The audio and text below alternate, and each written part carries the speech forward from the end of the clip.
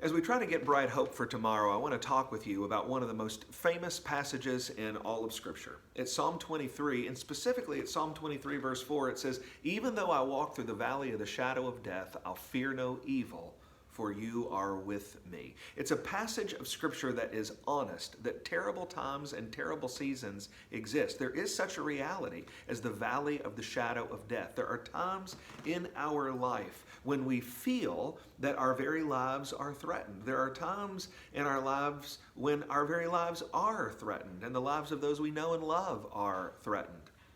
So it's a passage of Scripture that is honest about the existence of those times in our life, but it also is honest about David the psalmist's response. He says, "Even though I walk through the valley of the shadow of death, I will fear no evil."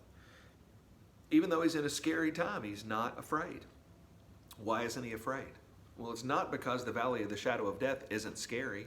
It's not because there's nothing to be concerned about from a human perspective. He's not scared because of who is with him. "Even though I walk through the valley of the shadow of death, I will fear no evil, for you are with me. Your rod and your staff, they comfort me."